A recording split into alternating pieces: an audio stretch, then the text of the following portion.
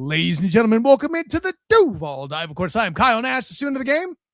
And I'm Travis Holmes with BigCatCountry.com. And you're listening to this thing on the Believe Podcast Network. And Travis, I'm going to say this right now, and you already know it. There is more heat surrounding what's going on with the Jacksonville Jaguars than there currently are in your pipes as you're getting a water heater installed. Dude's 4 hours late. I'm sorry to hear about that. But the show is still going on here. And by the way, you may notice we are streaming on Tuesday night. That's because I'm doing some work with the Scouting Depot tomorrow night, covering their Cure Bowl, Old Dominion taking on the University of South Florida, aka the West Florida Cows. I mean USF Bulls. Don't worry, I joke here, but I can guarantee you I got some good stuff from interim head coach Patrick of USF. And, of course, Coach Rainey of Old Dominion. Make sure you check all of that out.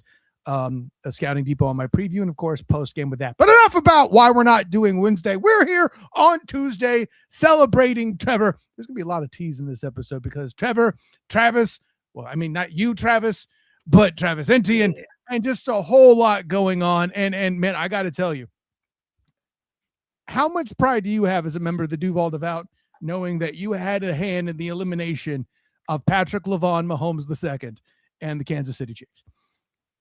I mean, I don't really care. I do not care. Yeah, I'm too excited as a member of the, like a true member, a true homegrown member of the Duval Devout.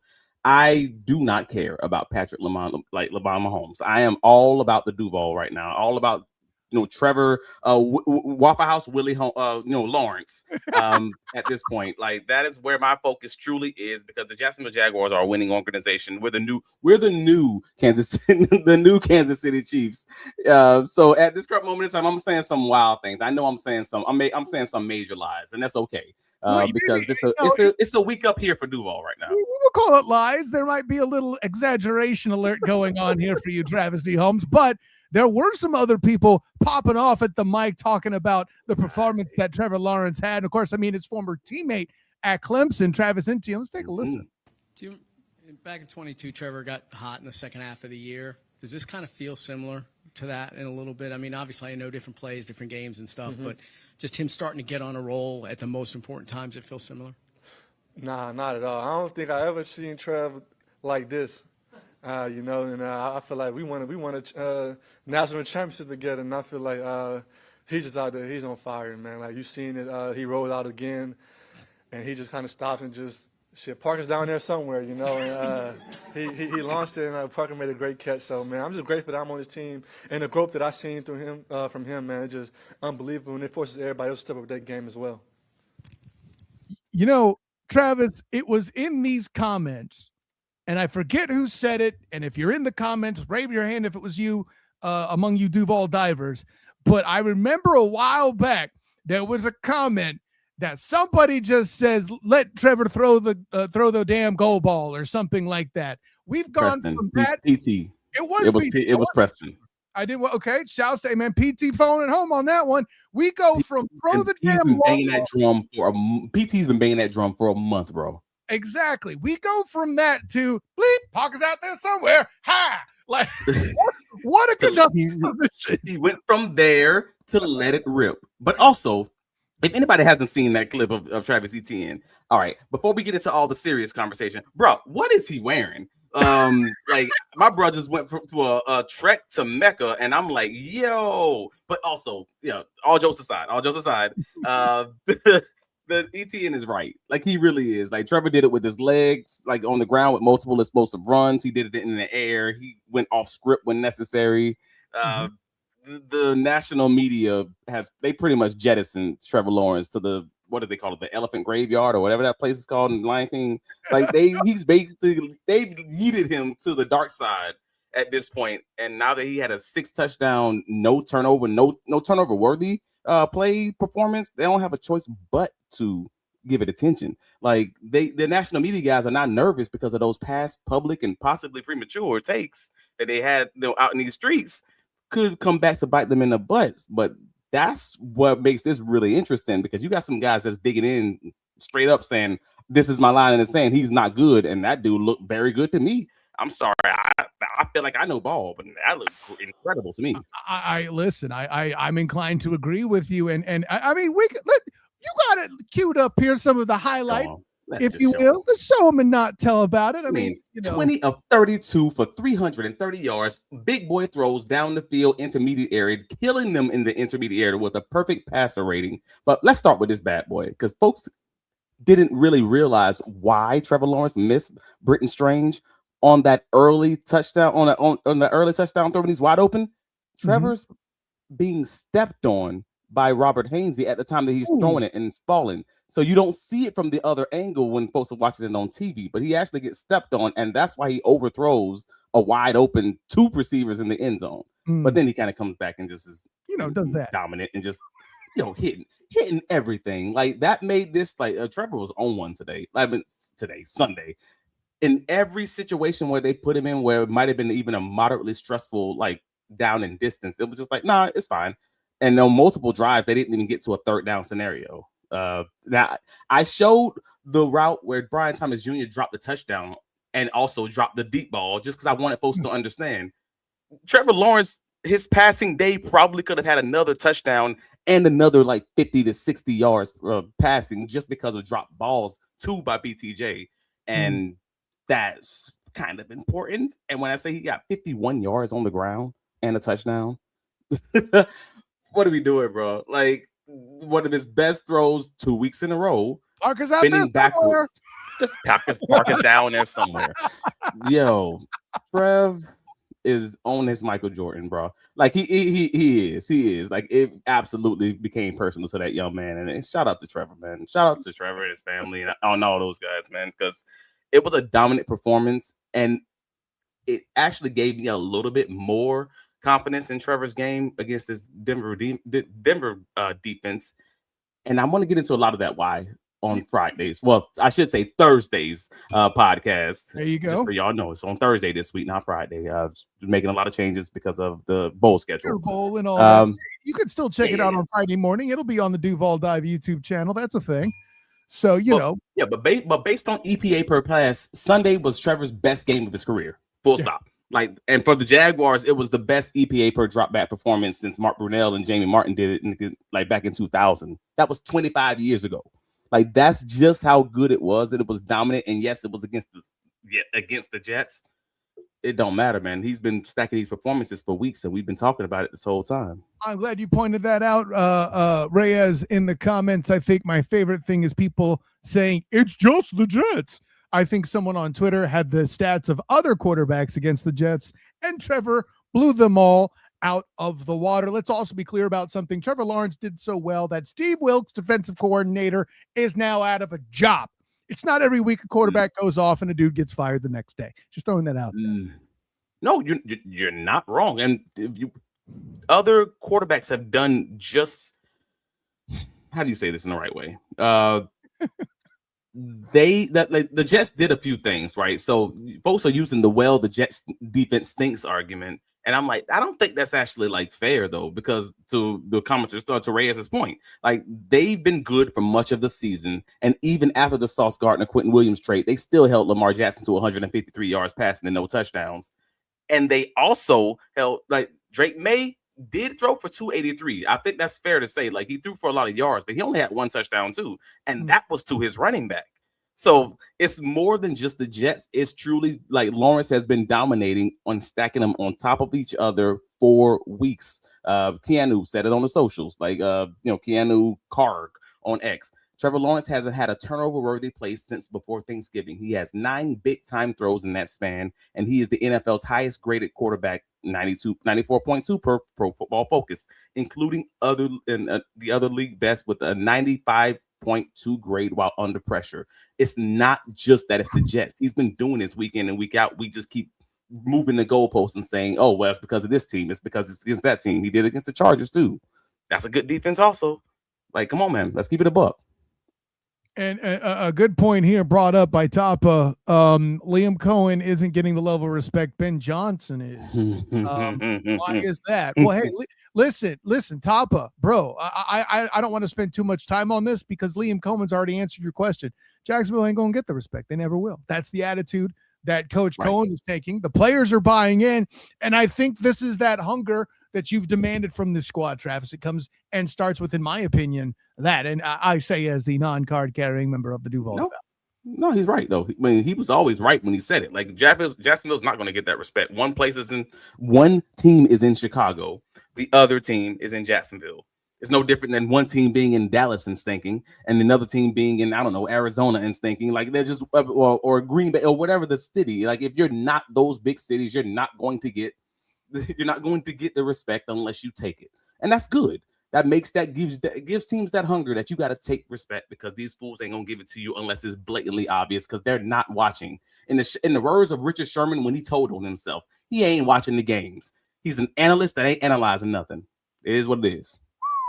I mean, you came out with that smoke on Twitter, but you doubled down here on the Duval. It was the worst thing I think I've ever seen someone whose job as a sports analyst say out loud, out of their mouth on purpose, is I analyze sports, but I heard this is what he did in the game. Brother, if you talking about what you heard and you ain't even analyzing the actual game from your own eyes, why are you here? Go home, be a family man. Like, do something else. There you go. And with that, I shan't argue. If we're going to throw Emmanuel Acho under the bus for the same thing, we got to call out Richard Sherman. Right. I love Richard Sherman. I love it with the passion. One of my favorite corners when he was actually playing. But as an analyst, do something better, man. Get better people around you. I don't know what to tell you. Getting in front of that tape is what you should do. We retired Marino. Reminds social that's facts. 62-7. You know, I remember that because it adds up to 69. Thanks. No, but I mentioned that score because 48 is among the top scores all time amongst the Jacksonville Jaguars. I believe it's third overall time. Of course, that 62-7 classic. That's the social hockey recognizes. I think might be the top one. So there you go. It's up there, but like, and I don't know. And speaking of most ever, like, I don't know if you saw this, but led by Lawrence, the Jaguars are averaging 32.8 points since their week 8 bye, and they've scored 25 or more 7 straight games, which is a franchise record. And the run game has been fine, like reasonably fine. We've talked about this for a few weeks now, so it's like it's been up and down depending on how you want to categorize it. But it's been in no way good since the bye. They've been doing this on the arm of Trevor Lawrence more weeks than not. And since their bye, they scored 29 points against this incredible Houston Texans defense, which is a season high for them. They've given up 30. They scored 36 points against the Colts, another season high, 48 against the Jets, their season high, and 35 against the Chargers, which is the second most points they've scored in 2025. Like, they are dominating right now, whether it's a good teams or bad teams, and embarrassing all of these guys so far. So some of that should give folks a little bit of pause and be like, no, maybe this is real. Like, maybe you don't have to have that Duval PTSD. This will be the week to prove it against Denver, but it feels real just looking at the film, bro. Pause. Gives them pause. Not that kind of pause. But yeah, I got you. But no, man, Liam Coen has been in his bag. And I talked about this on Sundays on the post game, because he truly has, bro.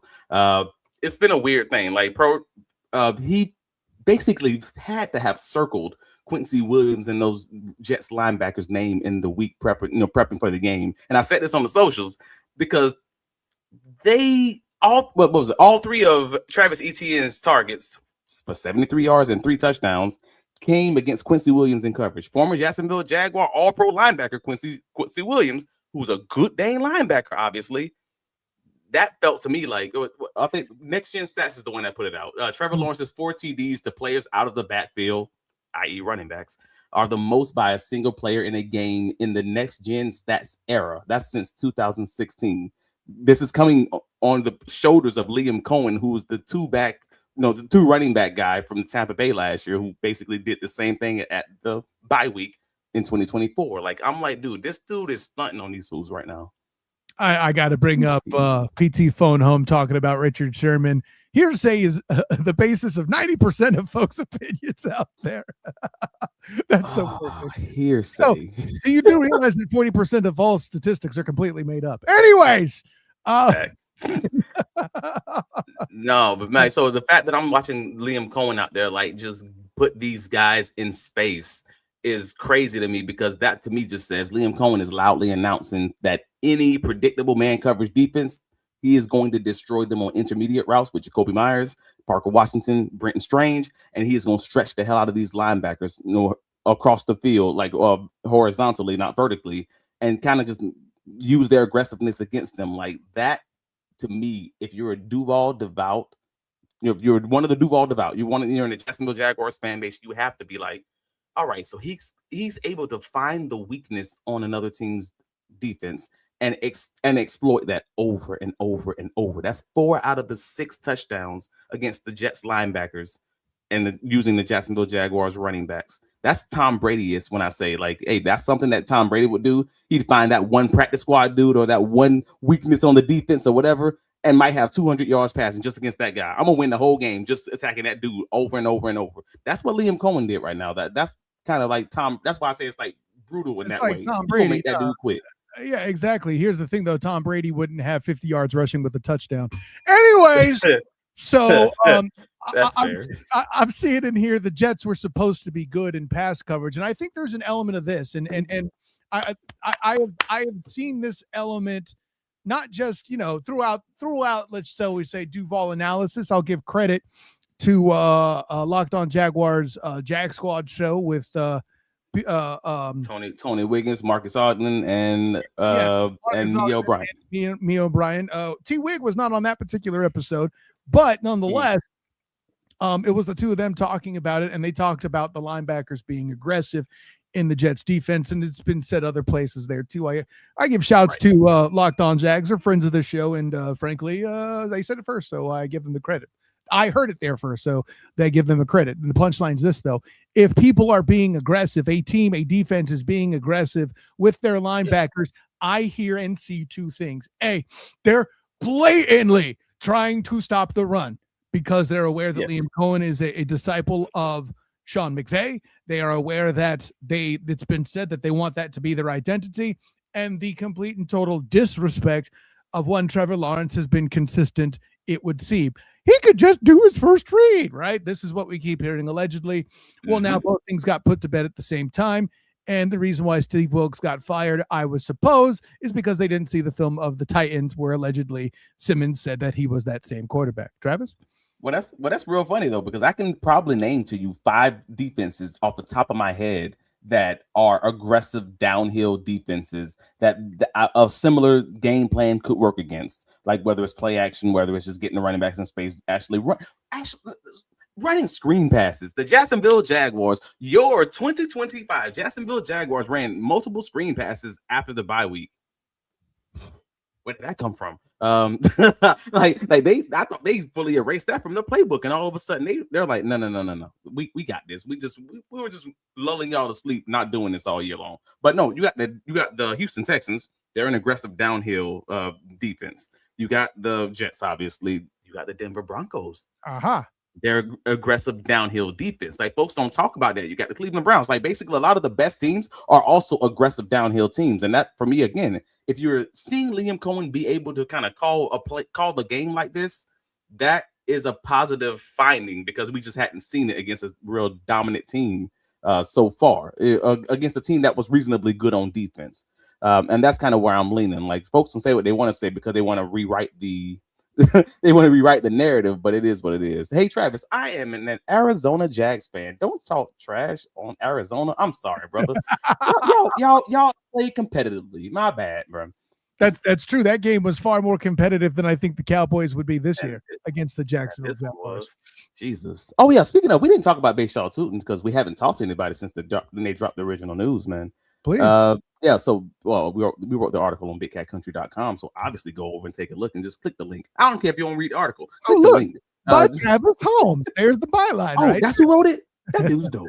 All right. No, Bashaw Tootin is undergoing reportedly undergoing surgery to his finger that he injured in Sunday's game, which is obviously going to be a small, at least for a temporary, hit to the Jacksonville Jaguars running back room. Now, they did sign DJ Dallas as a to the active roster as a free agent, and that's It sucks. There's no other way to BS it. Like, I'm not going to parse that language. Like, it sucks because you use Tootin a lot. He uses speed a lot. You know, he was this close to breaking multiple explosive rushes over the last few weeks. They used him in the passing game a lot more than I thought they were going to, just as a prospect coming in. Like, the fact of the matter is they're going to miss his explosiveness on the kickoff return team also.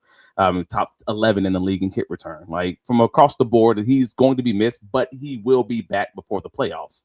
So you're going to then see a lot more of that dog, of that boy, that guy. Everybody's favorite fullback, baby. Woo! And everybody loves the way that he pass protects. They love the way that he chipped because he is out there putting dudes on the ground in the middle of a play. He's like, no, I'm out. I need a second. Just Lord, Mama, help me. Man. I missed that originally. Like, dudes taking a knee in the middle of the game, like this is the national anthem. It was good. So you will get a little bit more run from LaQuint Allen potentially, especially in the passing game against this Broncos, man defense, heavily man defense. So I'm looking forward to seeing what LaQuint's going to do, and hopefully he'll get in too many fights. Yeah, well, I mean, I know you might have missed that hit. I missed the gaping hole in the middle of the Jets defense on that play. And when you pair that with a big old hit by LaQuint, I liked how that rhymed. Of course, Trevor's going to get significant yards up the middle, and glad he didn't get more if he managed to successfully slip that first tackle. Listen, I get it. Bayshaw Tootin is better, and the Jags are better when he is an option that they can go to. I'm not insinuating that it's good that he's out. However, what I really enjoy is that they made the decision to have him be worked on now, get that surgery now, so he is ready, as you mentioned, for the playoffs, because this is going to be a postseason team. That 10th win makes it pretty darn likely. Yeah. I mean, that's what it comes down to at the end of the day, man. And I don't know. Should we talk about this whole offensive line conversation? Because we talked. Trevor's gotten flowers on both these last two podcasts, but I also feel like we should kind of get into some of the other guys who also deserve their flowers, but also maybe deserve a little bit of extra context. Listen, it's nighttime. It's beef. It's what's for dinner. Let's go. I love it. All right. So Cole Van-Lanen. So for anybody who missed it, Walker Little cleared left tackle. Walker Little, he cleared the concussion protocol on Thursday last week. He fully practiced on Friday before reporting additional concussion symptoms, and then the team ruled him out on Sunday. Now, after the pretty dominant performance in pass protection for Cole Van-Lanen, CVL, on Sunday, a lot of the fans, they are not letting this go. That we need a new left tackle in Cole Van-Lanen. Like, the guy played pretty freaking dominant. Shout out Dan Griffiths, just put his overall left tackle snaps for the season, 73 pass blocking snaps. He only gave up one pressure and 0 sacks, and that one pressure that he gave up wasn't even on him. It was because Trevor Lawrence rolled out and actually caused the pressure. Now, yeah, that was the first Jets one. The first Jets one. The first the Colts rollout. That was actually, they called that a pressure on Cole Van-Lanen. So in reality, he hasn't given up one true pass set pressure in all of those snaps. Now, we talked about Cole Van-Lanen a few weeks ago, saying that, you gotta give the context of the competition level and where that lands. I don't know, because we've seen Walker Little play against some tough competition. We haven't seen Cole Van-Lanen play anybody tough. So let's just get into a little bit of the film, at least for Cole. Please. So we didn't really look much because, so Big Cat Country, shout out, Gus Logan and my guys did a survey of the Duval devout fan base and said 78%, nearly 80% of the fan base wants Cole Van-Lanen to start at left tackle because, he's been playing pretty clean so far. Now he gave up again. He had a clean sheet for a third week, I guess, in a row. No pressures given up for the game. However, in the run game, the Jaguars are giving up or are rushing for 3.3 yards per carry. It's not all Cole Van-Lanen. That's not a Cole Van-Lanen stat, but it is. If you look at this play, that's not great. That's not what you want to put on film if you are the guy competing for the role and the other guy, Walker Little, is pretty dominant in the run game. If you want to establish the run in the playoffs. I hear you gotta say. Go ahead. Let me pause it. I hear your run game concerns, and I know we talked about aggressive linebackers with that. The reason why this isn't the best film for that is because they overstacked the hell out of that side. If this was a run play, this should have been audible, in my opinion. Because just look at what they have on that side of the line. You went right into the garbage. You got 4 on that side, and one's a receiver looking to go out. That was an overloaded side, I think, was the issue there, in my opinion. You think they should have ran it more inside? Yeah, well, that's actually where he was. That's actually where they were aiming, though. To be clear, to be real, he was aiming between Robert Hainsey and he opened up the other direction. Yeah, you're right. Right. He just got thrown in the hole that the running back was aiming to. So I can't say anything about the play call. That's more of just, you got to be stout, brother, and keep your feet. But then also, I want to give him flowers where they're deserved. In the passing game, he's dominant, and he continues to be dominant in the passing game. That's the same play. Like, again, across the board, whenever he's like, even on the play with the rollout, Trevor rolls out towards the pressure. But if you want to be very clear about this, Van-Lanen has the guy blocked at that point. Like, that matters, right? Yeah. Like, Van-Lanen, he's in great position as far as that's concerned.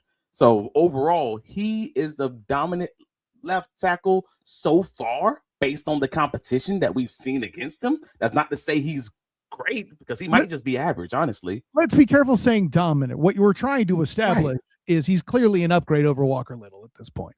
Well, I'm just saying that he has a strong anchor in the pass protection, and I think that that's good enough, because, again, we haven't seen very many people actually climb the pocket and turn the corner on him overall. So, assuming Walker Little is fully free of concussion symptoms this week, this is a hard decision for me. So I'm going to ask you, Mr. Offensive Lineman, who are you starting at left tackle?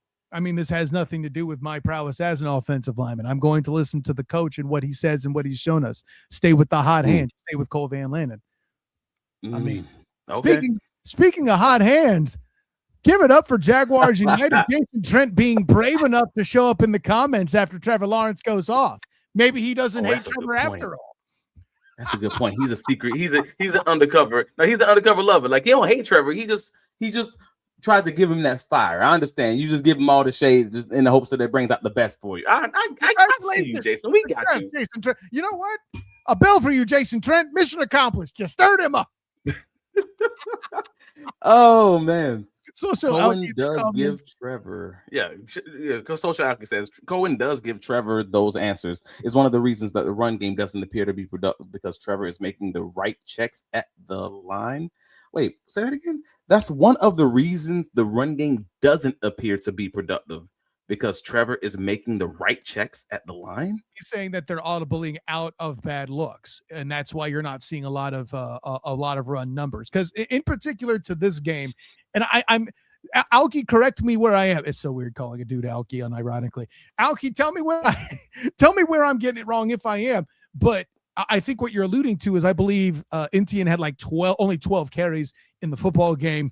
And the reason for that is because Trevor's audibling out and reducing the attempts. If you only run the ball 12 times, the chances of you getting big running numbers is reduced, because the defense in front of you isn't getting as worn down, which is what the run game's meant to do, yada, yada, yada, yada. So I think there's some there. So you're thinking that Trevor's getting him out of the bad looks, and unfortunately, on the few looks that he is getting, just aren't popping for whatever reason. And so we're just stuck with the low 3 yard per rush average, basically. Especially when they're running in goal line situations, those always hurt your numbers. Sure, they put a TD in the column, but at day's end, those 1 or 2 yard hits in that short space in the red zone on the doorstep do not help your numbers as far as a box score and an average. Okay, that's fair. No, that's a fair retort, and I'm hoping that is the case. But again, I don't generally live in hope. You know how I get down. We got to learn today, is what you're saying. By today, we mean Sunday against the Denver Broncos at the Mile High. So you get it. So that's what it is. So, and again, just speaking of guys who are not just fighting for roles, but those depth guys, those guys who generally don't get the sparkle, they don't get the shine like they probably should. Let's get on my boy White Magic, Dennis Gardeck. Man, he has given the Jaguars a pass rush kick since the bye week, bro. Like he has been falling. Like I don't know if anybody's been watching, but he has 2.5 sacks, 12 quarterback pressures over the past 7 games. A nice spin move against the Jets, and he brought his peak top of the line white boy dance with him. Like folks don't know this is the upgraded version. That was his original version with the Cardinals of his celebration. The upgraded is that Yes. 4-7? Is that what he's doing? Anyways, Not 4-7. So that was the upgraded version of his celebration dance, man. But and just pointing it out, folks, the team opened the 21-day practice squad, the 21-day return from IR window for Jalen McLeod, rookie linebacker and pass rusher, who backs up Dennis Gardeck and Yasir Abdullah. I've been waiting for this one, bro. McLeod's been on IR all season, and the team placed Jack Keister on IR with a hamstring injury with that DJ Dallas signing to the active roster. I've thought about this, and people on the socials always refer to him as my boy because my brother knows his dad and all those guys, like they live up there like Washington DC. So he gives the team some special teams like chops, but also he gives, more importantly, some pass rush juice heading to the playoffs, because we talk about Dennis Gardeck having a 19% pressure rate.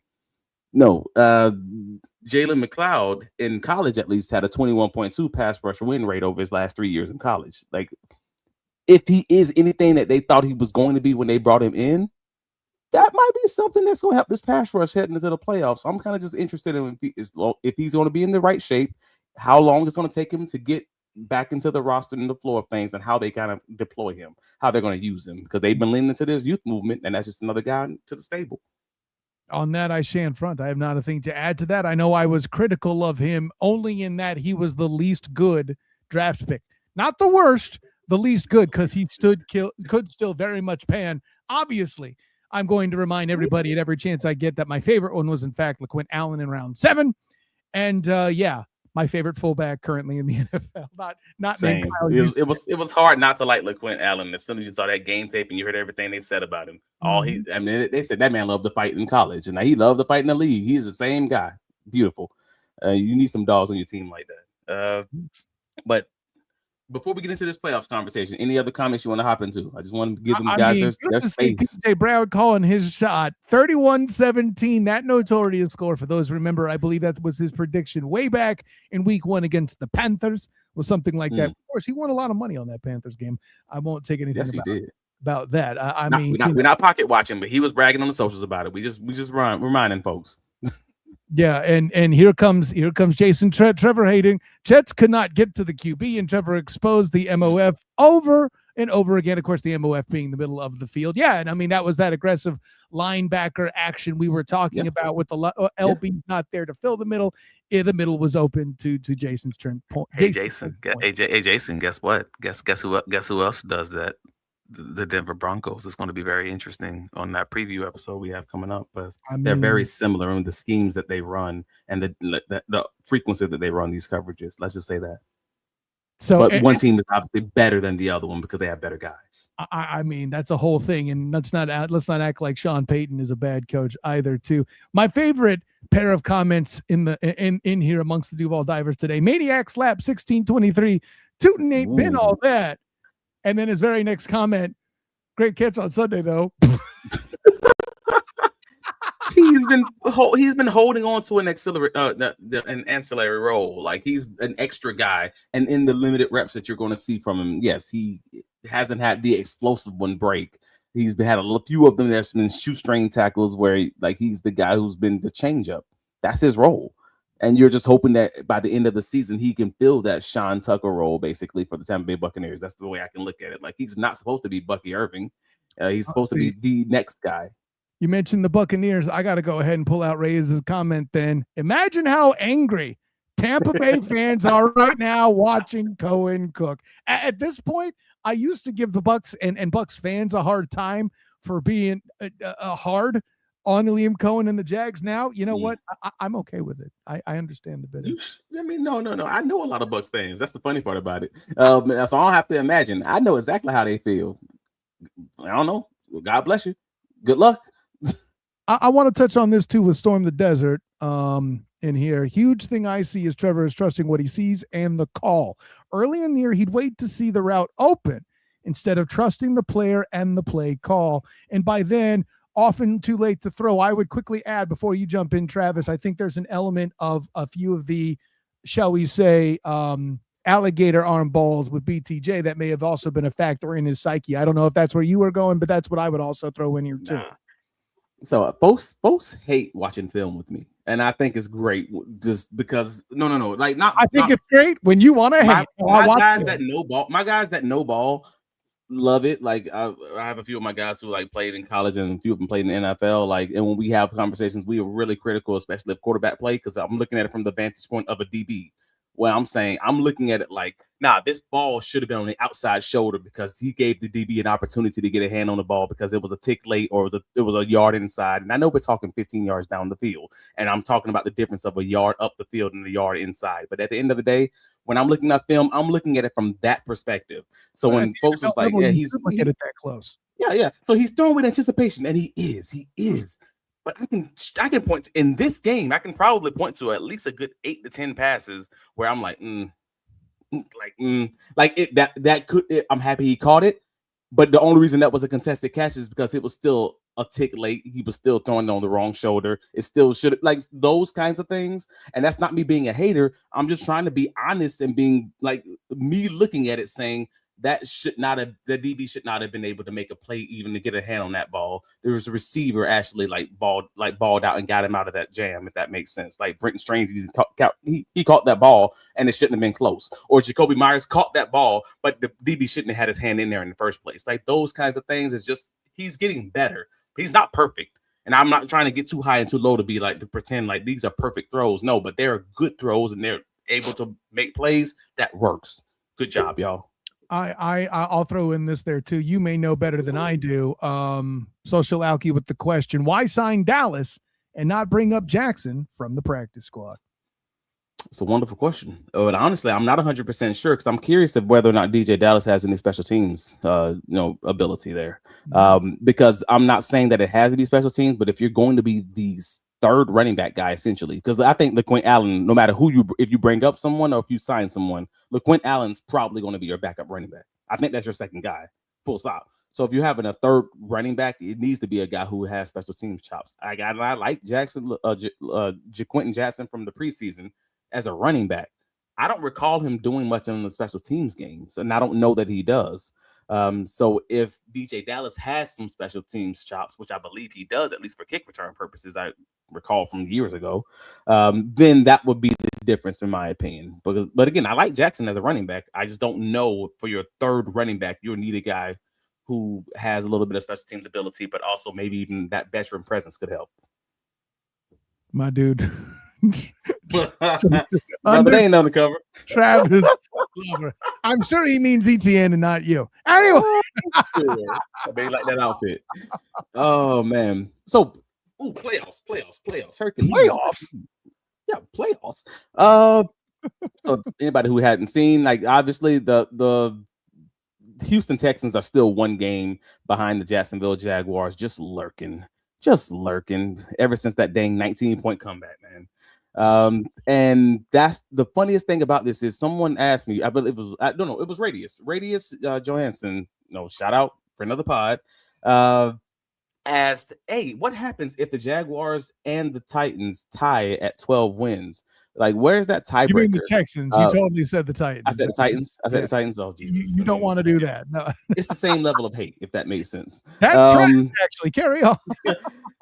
So on the off chance, he asked me, so on the off chance they both tied with 12 games, basically what happened.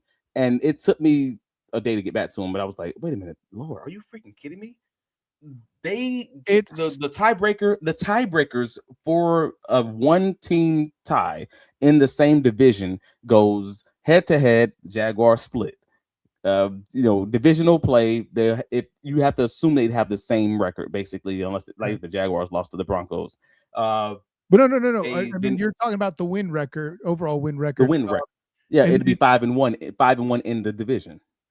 Exactly. You had said the Broncos was a division game, and that's the miscalculation, right? We're assuming. Gotcha.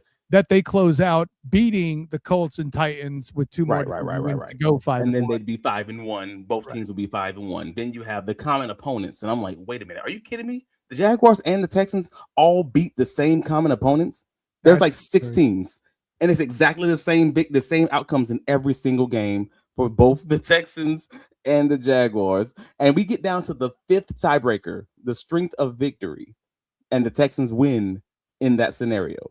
So the Jaguars can't allow the Texans to win every game and also slip up, or they might have the actual AFC championship title on the line. They would drop from a 3rd seed to a 6th seed just on that. What I'm hearing is everybody in the Duval devout just became a Phillip Rivers fan.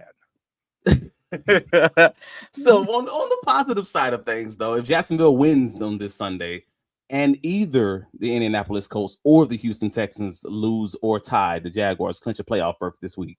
Like, that's the big one that everyone's kind of happy about. A loss to the Broncos, kind of what I was mentioning a second ago, knocks the Jaguars out of a number 1 seed contention, though, because they would no longer be able to catch the Broncos. They'd be three games ahead with a head-to-head tiebreaker. Like, there's just no way. And somebody mentioned in the comments when comparing the Texans and the Jags that the conference record is also a factor. Let me throw that in. Currently, both teams are tied at 7-2, right? So if both teams win out, because both teams have AFC schedules for the remainder, they have the same schedule. They have the same record. Exactly the same. That's what I'm saying. Like I promise I took a good 10 minutes and went down the list to make sure I wasn't crazy. I just wanted to hit that one in particular because Robert Lamison in the comments asked, and we want to make sure he was clear on it because it is confusing. I'm not dissing you, the commenters. I'm not understand them either. It is a process. I should have shown the picture from the NFL.com so you guys would have followed along with me. But the gist of it is, you get down to the 5th tiebreaker, and that's the one that the Texans would end up winning on. So you don't want to drop any of these games when you have the opportunity. It's in your wheelhouse. It's in your control. You win and you're in. You win and you probably got the number 1, if not the number 2 seeds at least. And that's when things get real fun. That's right. Listen, and Travis, for that research, went real deep. Pause. Anyway, Jesus. Speaking of getting that number 1 and number 2 seed, let's leave our quarterback conversation. Let's just push that to the end of the pod, if you don't mind. Let's wrap it up with that.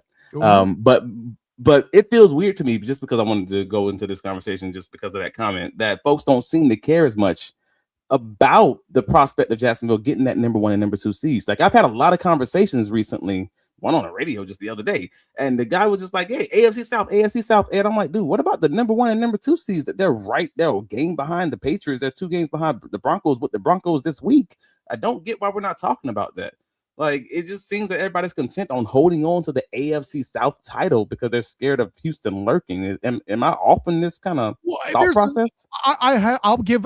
This is one place where I'll give Duval fans credit, and one where I'll give the national media a hard time. One of them, y'all petty. You want to beat your rivals back. I get it. Trust me. Nobody, when I was covering UCF in 2017, was talking about winning the American. They were talking about beating the USF Bulls in that last game on Black Friday, period, point blank, end of story. It's that vibe. Okay. They're the rivals. We want them to not make it just as much, if not more, as we want to get there. You know about that live. Travis, you've been petty on this show plenty. It's been plenty entertaining. Let me add this. And I'm Petty Pennington. I'm the Petty. Petty McPennington the third. Got you. What I'm saying is this.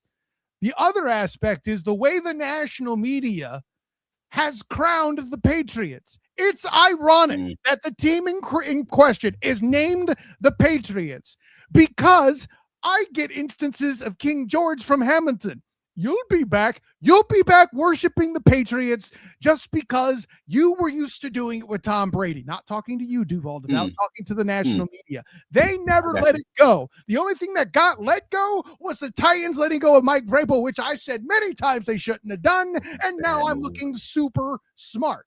They have already crowned the Pats, even though they've crowned the Patriots. They've crowned the Broncos. I got you. I don't know if they crowned the Broncos. See. So it feels like they view the Broncos and the Jaguars the same, and I feel like these teams are actually very similar in a lot of ways, also. And that part's okay. You notice I didn't attack that. Of course, the Broncos haven't come back from haven't given up a 21-point lead lately that I can remember either. I mean, they gave up a 19-point lead at first to the Giants. They were down 19-0 at the start of that fourth quarter. 18-0, 8, they were down 18 points in like 7 minutes left in the game. If you want to really get them to specifics, like if Jackson Dart doesn't throw a boneheaded interception with like 5 minutes left, there's no way they win that game. It's just not mathematically possible. Like, it was just weird stuff. It was one of those games. It was the Texans, the opposite end of the Texans game. But I'm not yelling at you, Jason. I'm trying to be yelling. This is how I talk. I'm not yelling because that's how I talk. Haven't you seen my podcast? My overall point on this whole home field conversation, or this whole number 1 and number 2 seed conversation for me, is like, dude, this team is 6-1 at home, and they're a Florida team with a lot of guys from the South. Like, personally, like, I had this conversation with my guys on Monday in one of our like Clubhouse apps that like I'd hate to get to the postseason to have that one question still lingering of like, hey, can this team play in the snow? Like, with a lot of young guys who you simply haven't had the opportunity to stress test them on this scenario. Think like, Miami Dolphins a few years back when they first got No. I don't want to lose a game simply because I just didn't know that we weren't ready for that one thing. Like, give me home field advantage and let's see which team plays the best in the bank. Personally, like, you ever played in snow, bro? Have you? I'm not. I've never played in snow. I played in heavy rain. That's all I can tell you. So, like, I went to UCF first, and I played in snow. Got to play in snow once, and then I went to Northern Michigan for 2 years, and I got to play in snow a lot. And when I tell you, that is a different thing, brother. Like, that ain't the same thing, and it takes something. Like, and if you are, let's say a team is up on you 14 points, and you just getting, and you think there's a chance you can come back, and you just get hit that wrong way. I can see a dude checking out easily. Like, I can see a dude just, nah, man, I'm out. Like, that I'm not mentally here anymore. And that's the part that I'm talking about with a young team. You don't want that to be lingering out there. When you have it in your control to be that number 1 or number 2 seed, you're talking about a difference of one game. We got to be talking about that, though. And Social Alky says Jags historically play in cold weather games well. Hey, man, Jaguars also historically haven't been a good team. The history don't matter. I'm talking about this year. I mean, that's a fine take. I ain't knocking it. Yeah, throw the history books out. I'll put it different guys. There's a comment here that I think will make for a fantastic transition into the Thursday episode by Robert Lambison. Let me ask you about former UCF running back RJ Harvey. He fumbled 9 times, and he did last week. Will Coach Camp spend extra time punching the ball out? Listen, as somebody who covered RJ Harvey to a great extent with the Black and Gold Banneret and the Night Shift podcast, you better bet we're going to talk about him a little bit on Thursday. I'm just going to throw that That's going to be it, bro. RJ Harvey, assuming he plays, because again, this Tuesday right now. I don't know that he's going to play. He did leave that Broncos last game with a rib injury. No one's talked about that. I even looked on the fantasy apps to make sure I wasn't crazy. No, they don't even mention it. I mean, he left the game with a rib injury. We'll see if he plays. We'll see if he practices. We'll see what happens there. But no one's kind of mentioned it at all. So I was just curious about what's going to happen with him, because I would love to see him, obviously, UCF guy. But also, I hope he has the worst game in his career against the Jaguars. Also, that's just being real. I want all the best things to happen to you in all the other games other than this one. Cool. No, sorry, Social. Yeah, no, it's no disrespect to you, man. My dude's just intense. He wants his team to do as well as you, Social Alky. PT phone home talking about snowball in the backyard bowl. Hope you had a great turkey bowl over Thanksgiving. If you partake, it's better to chase than to be chased. There's something to do that. Go for that number 1 seed, 100%. That's it. Broncos fan from Colorado. The cold will not affect Jags. It will be a good game. I think the thin air affects the Jags more than the cold personally, but that's just my opinion. Oh, yeah. I do not believe the cold in Denver will affect the Jaguars. My only point was that whether or not, like, you don't know what the weather's going to be like on that day, in that week, in that time. And that's kind of what I'm getting at. Whether it's Denver, whether it's New England, whatever. Like, that, my point is, if you have the opportunity to make it in Duval, then you make it in Duval and make them go through the bank. Make the playoffs go through the bank. That's always got to be the goal, man. And KD Huck says cold weather games are about mental fortitude. Jazz got that this year. I actually agree with you. The cold weather games are about mental fortitude. Yes. And yet, it's about mental fortitude on a guy by guy level, on a person by person level. And you might have 9 guys who have that mental fortitude at that time, because these are still human beings who are inconsistent and imperfect. And you would just have guys who just aren't as locked in as they normally are. They're 80% locked in, and they get hit that wrong way, like that guy that LaQuint Allen hit in the dang chest on 95 for the Jets, and at the wrong time, and they check out for 5 plays, and those 5 plays, 2 of them are touchdowns. All I'm saying is it takes one guy. That's just football, man. I'm just being real with you. I would also remind you that this is your coach, Travis.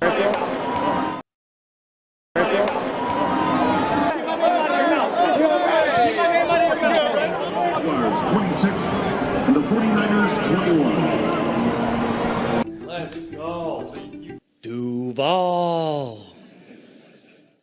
To keep that snow out your mouth, Travis Holmes. All I'm saying is I'm with you. I'm with y'all. I get you. And it's about mental fortitude. And if the Jaguars get there, I'm obviously going to cheer them on and hope all the best things happen to them. My only point is when you have a young team, inconsistency is built into the core normally. That's kind of how that works. You're going to have that inconsistency, that up and down, and those new tests that they have to either fail or pass before they can kind of figure it out.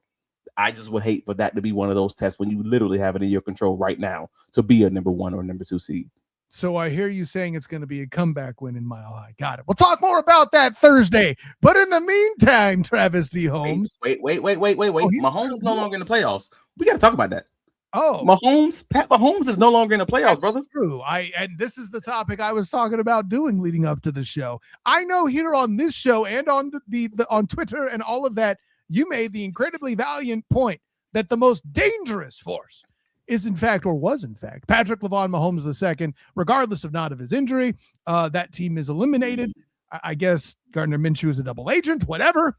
But with that in mind, Travis D. Holmes, with what we've seen amongst, shall we say, the remaining competitors, who or what scares you, worries you most about your remaining potential playoff elements? But like I said before, the question brought to you was Texans defensive line or Patrick LaVon Mahomes II. You said Patrick LaVon Mahomes II. Who do you have for this? So are we talking, I just want to make sure I'm on the same page with you. Are we talking AFC and NFC, or are we talking just across the NFL, period? Here's what I'll say. Lead with the AFC, but bringing up the NFC for the potential Super Bowl opponent is a worthwhile endeavor here. What the heck? And I'm flashing it up here on the screen, and I'm going to zoom in so everybody can actually start working on it. Good God, I'm doing this on the fly. I was gonna say, I was like, wait a minute, all right, because hating out here in these streets. Good God, man, the biggest overall challenge for me personally is the LA Rams, and that's funny to say because this is the Jaguars, so it's obviously trying to be LA. See, they're trying to be LA. On my visual, you went to NFC first. Staying in the AFC. If we're staying in the AFC, it's a quarterback-centric league, and sometimes when you get into the playoffs, it's not always about the best team that wins. Sometimes it's just if you're playing against a mutant who just wakes up like Trevor Lawrence woke up on Sunday, then it might be a problem.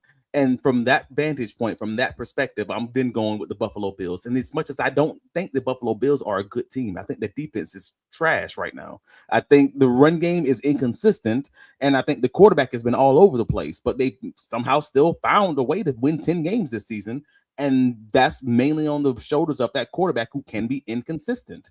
So it's got to be Josh Allen, I don't even know if he's the good one or the bad one at this point, but that Josh Allen in Buffalo.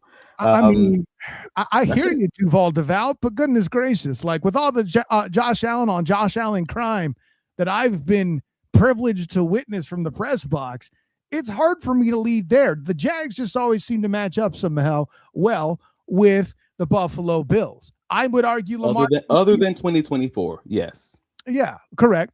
I would, that Monday night game is a completely different story. I blame Doug Peterson for that. Yeah, like I mean, and Ryan, you misspelled Ryan Nielsen. Yeah, I got you. Yeah, I got you, dog. Right. Well, hey, Ryan misspelled Neeson. Who spells that? Nielsen. Who spells that with an I anyway? Anyways, I think we would be remiss to not at least bring up Lamar Demetrius Jackson, and I think that's just as weak an answer, in my opinion, because of what the Jags were able to do against the Ravens more often than not. At the end of the day, the last time they played the Ravens at Everbank, the Ravens won, but they did it by scoring big in the second half. The Jags were in the game for most of it, right?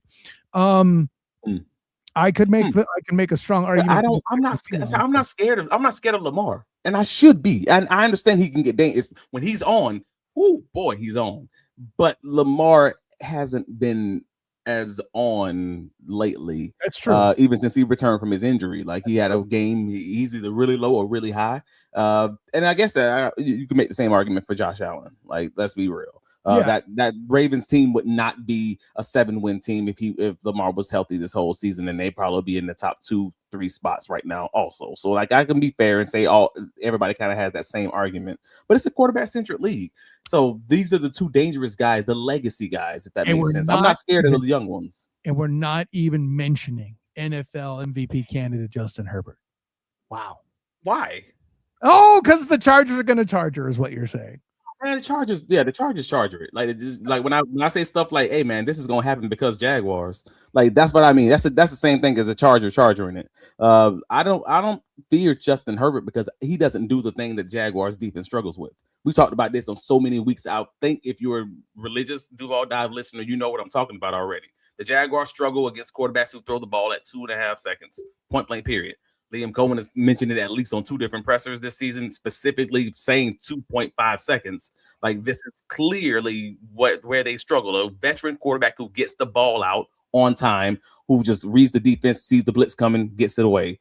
That is the problem. Someone like a Josh Allen generally isn't that guy. Someone like a Justin Herbert generally isn't that guy, but Allen can do it ever so often. You've seen him do it against Ryan Nelson's defense, for instance, last year.